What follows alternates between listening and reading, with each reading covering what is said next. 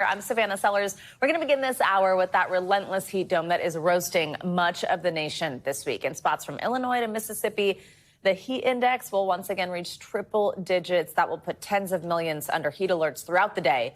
And a combination of heat and high humidity will also bring the sweltering temperatures back to the Northeast over the next few days. Yeah, the potential for dangerous weather doesn't end there. Strong winds will bring a threat of isolated tornadoes to the upper Midwest today.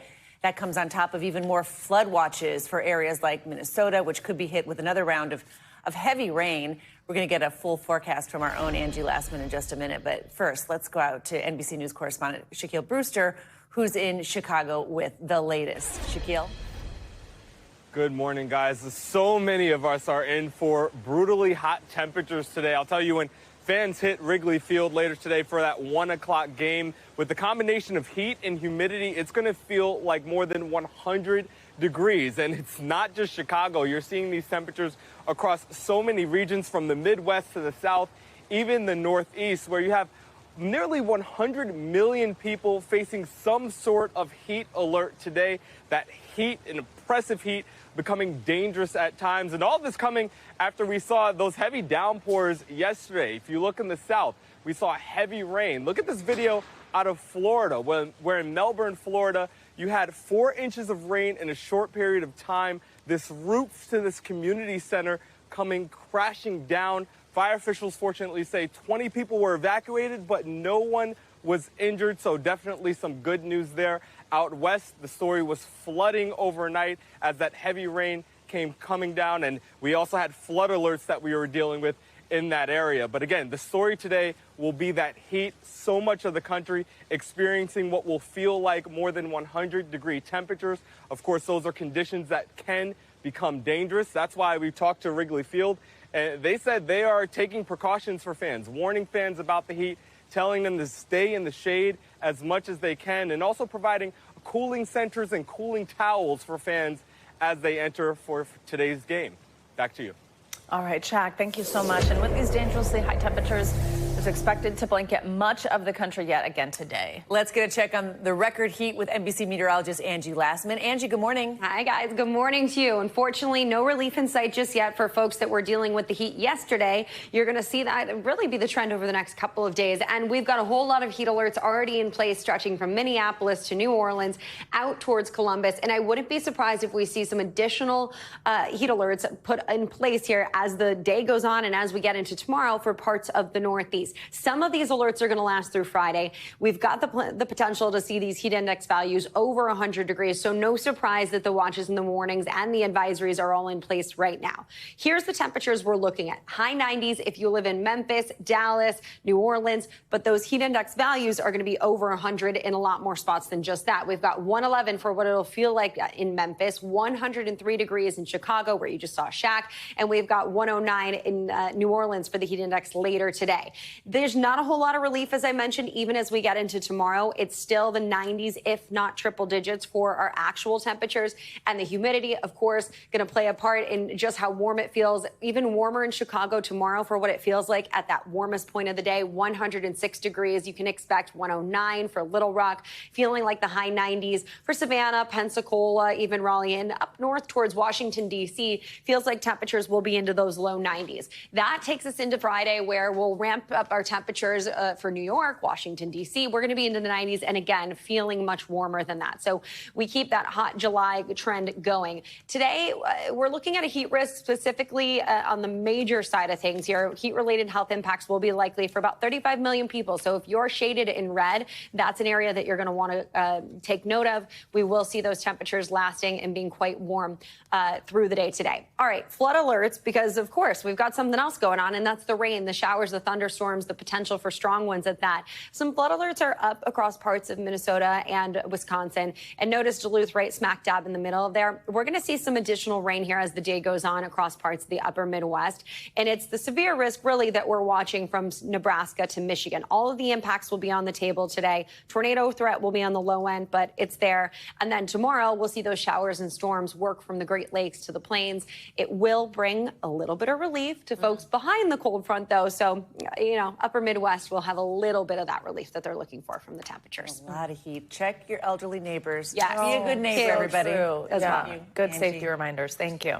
All right, on Capitol Hill, the Republican-controlled House of Representatives is taking summer vacation early due to the ongoing battle in Washington over the release of government files on convicted sex offender Jeffrey Epstein. Yeah, that's right. Votes in the House were scheduled for Thursday before the summer recess, but GOP leaders informed members that the final vote until September would now be today, Wednesday.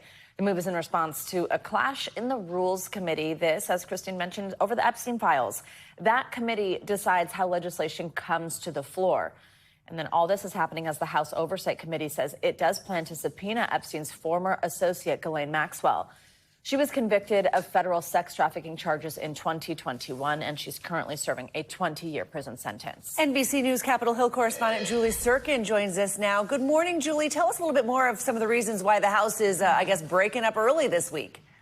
Yeah, well, the big reason is one that you just mentioned. The House Rules Committee, it's not really widely known, but it's basically the first stop before any piece of legislation or any bill can come to the floor where there's a full vote from all 435 members of Congress. So Democrats in this committee have promised to keep forcing really hard votes on rules on any legislation related to forcing the administration's hand in releasing these Epstein files. So Speaker Johnson said, you know what?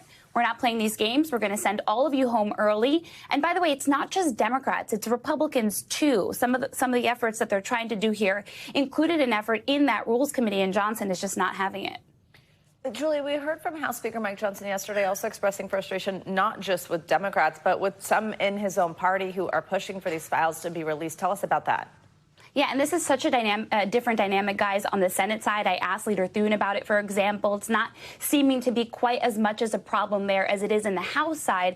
But certainly over there, you have somebody like Thomas Massie who keeps pushing this effort. He's long been a thorn in the side of the Trump administration. We know the president wants Congress and Republicans to drop this issue altogether. But Speaker Johnson had this to say to Massie's efforts. By the way, guys, he's still collecting signatures to try and force the speaker to put legislation on the floor that would essentially force the DOJ to release these files. Watch what Johnson said. I don't understand Thomas Massie's motivation. I really don't. I don't know how his mind works. I don't know what he's thinking. Thomas Massie could have brought his discharge petition any time over the last 4.5 years. Over the last 4 years of the Biden administration, he could have done that at any time. And now he's clamoring as if there's some sort of timeline on it. It's interesting to me that he chose the election of President Trump to bring this, to team up with the Democrats and bring this discharge petition. That discharge petition he's talking about is what I was just telling you about, what Massie is doing, going around collecting these signatures. He's also kind of being a troll as well, posting overnight after Johnson made those comments on X, accusing Johnson of running cover for, quote, an underage sex trafficking ring and pretending this is a partisan issue. MAGA voted for this. This issue isn't being dropped anytime soon, as you can tell. Yeah. No, it continues to percolate. All right, Julie, as we mentioned, all this happening as the House Oversight Committee says it plans to subpoena Epstein's former associate, Ghislaine Maxwell. Why do they want to do that? This kind of came out of left field. This all happened earlier in the day yesterday. Congressman Tim Burchett of Tennessee offered a motion in the House Oversight Committee. Apparently this was blessed, though, by the Republican chairman of that panel, James Comer.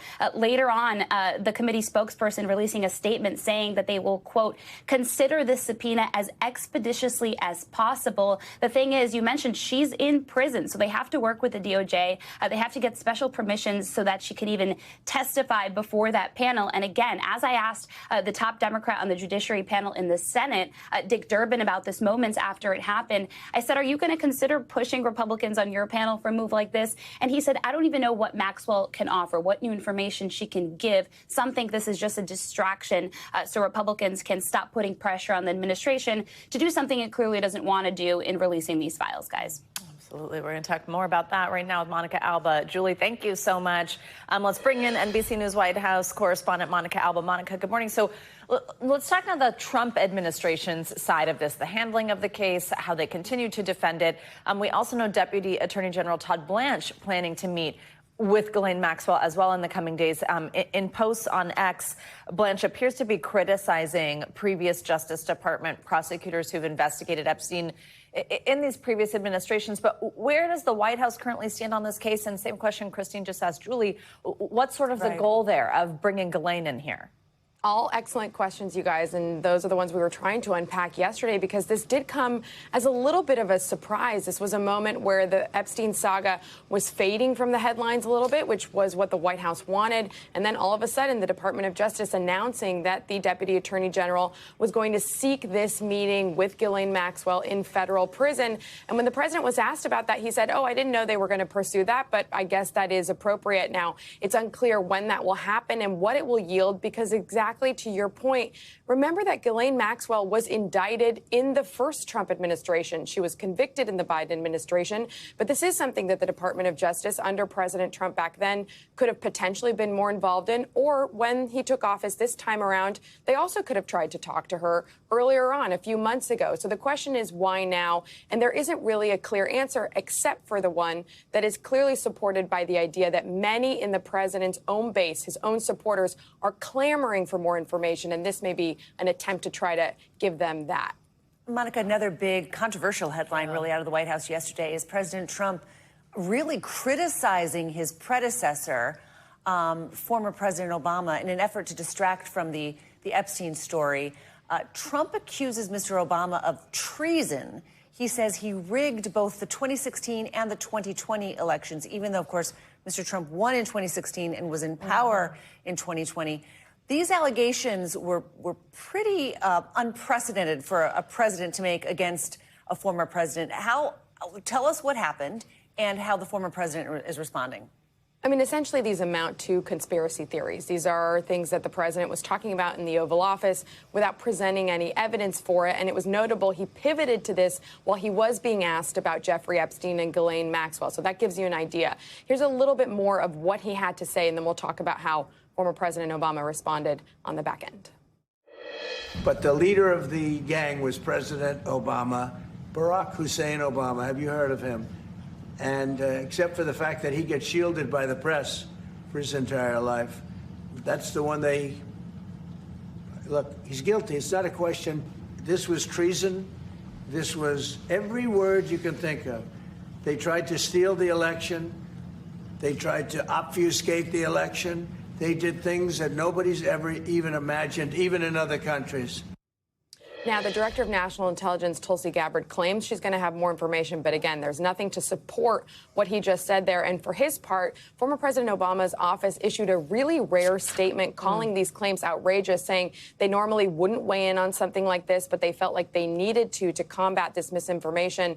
And they really called them bizarre allegations that were ridiculous and a weak attempt at distraction. Guys. Monica, finally, I do want to touch on trade tariffs here. President Trump announced on social media that his administration has reached a deal with Japan. That is one of the U.S.'s largest trading partners. We've been waiting to see if deals are going to happen, what's going to go down. I'm looking to my left because obviously it's something that Christine is watching as we count down to that August 1st date. But the tariff rate will be 15%, they say. That's lower than what was previously threatened, which leads us to believe there was some type of negotiation here. What are the key points in the agreement? Yeah, and the White House releasing a photo of those talks that took place in the Oval Office. And Christine knows this backwards and forwards. We know that the president had been trying to threaten maybe 25% on those tariffs, down to 15%, and he is announcing that we need to see still all of the agreement and how it would all work.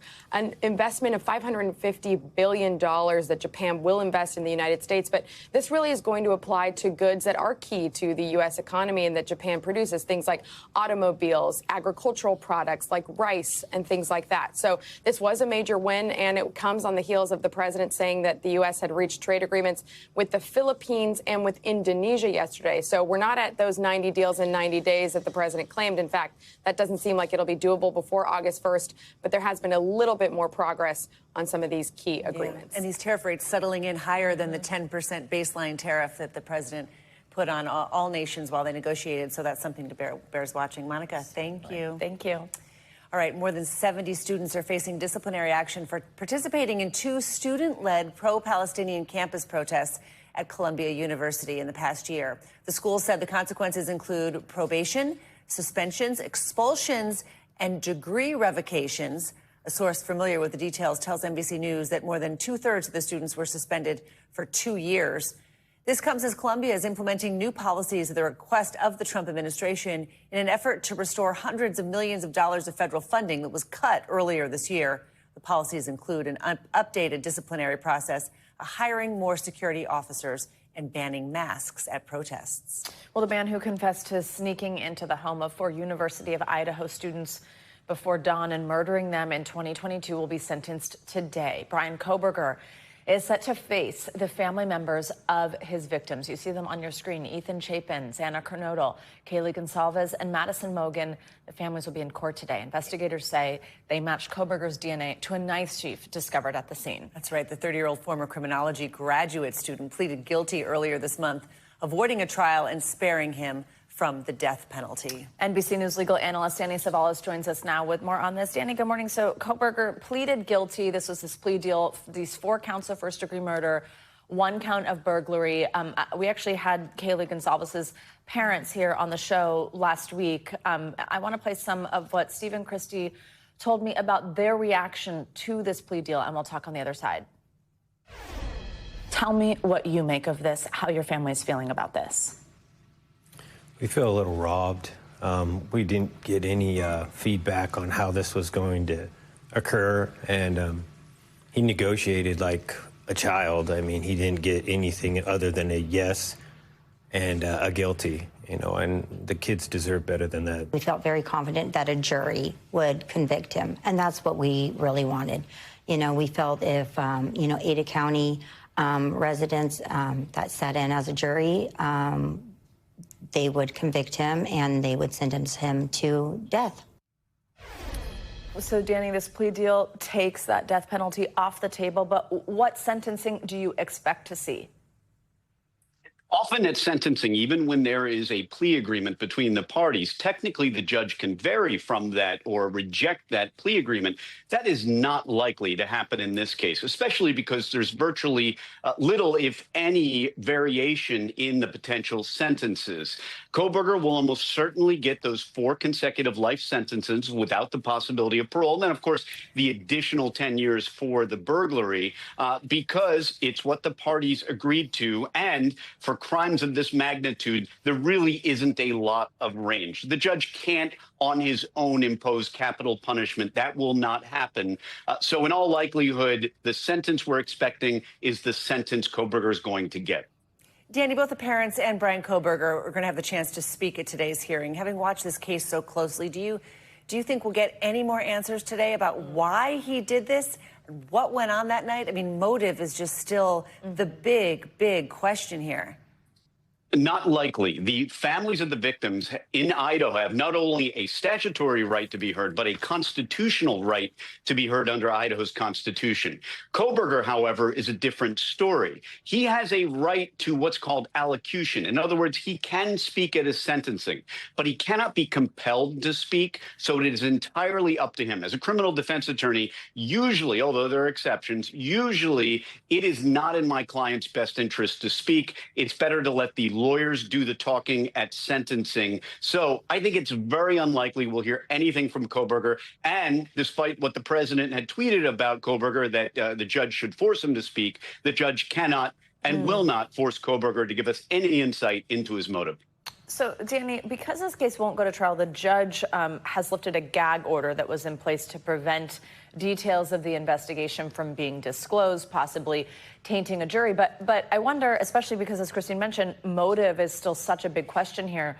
What type of information could be in there? Documents that will be made public? Is there a possibility that we find more answers there, things that had not been revealed yet, that were sort of being saved for trial that now, of course, is not happening?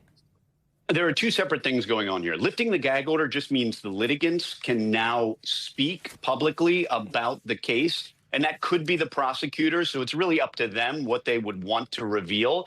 Unsealing the documents is a little different. That has to do with the documents that are filed in this case. And I got to tell you, in this case, there were probably upwards of thousands of documents filed, many of which were sealed. I've never seen so many documents filed in a criminal case. So the question now becomes, what documents will the judge unseal? The presumption in court is that all documents are public, but they can be sealed. So the judge will unseal some, but likely not all. All right, Danny Ceballos, thank you so much.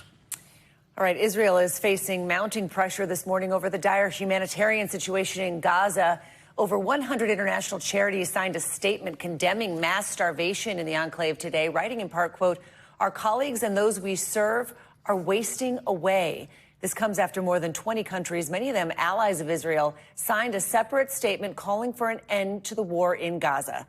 NBC News international correspondent Matt Bradley has the latest on the ground. In Gaza City, children among those searching through the mountains of garbage, looking for food, scraps of plastic and burned paper, anything to help light a fire for cooking. Outside, the small soup kitchens still open, scenes like this. The 15 pots of lentil soup not nearly enough for the massive crowds that come here. In the last 3 days, we noticed that increased the number of the cases are coming to the reception room of severe malnutrition. In the last 24 hours, 15 people, including 4 children, have died from malnutrition in Gaza, according to the Hamas-run Palestinian Ministry of Health. We reach a critical point regarding the health situation because now there is cutting of the road between the areas. Israel's military expanding its operations to an area in central Gaza, where officials believe some of the remaining hostages taken during Hamas's October 7th attacks may be held. The IDF says 950 trucks worth of aid are in Gaza, waiting for distribution. But on Monday, a joint statement by 28 Western countries, including Canada and the UK, condemned what they described as the drip feeding of aid, calling the Israeli aid distribution model dangerous. According to the UN Human Rights Office, over 1,000 Palestinians have been killed by the Israeli military while trying to access food since late May, a number disputed by the Gaza Humanitarian Foundation, an American aid group backed by Israel. Now we are seeing the last gasp of a humanitarian system built on humanitarian principles. This system is being denied the conditions to function, denied the space to deliver, denied the safety to save lives.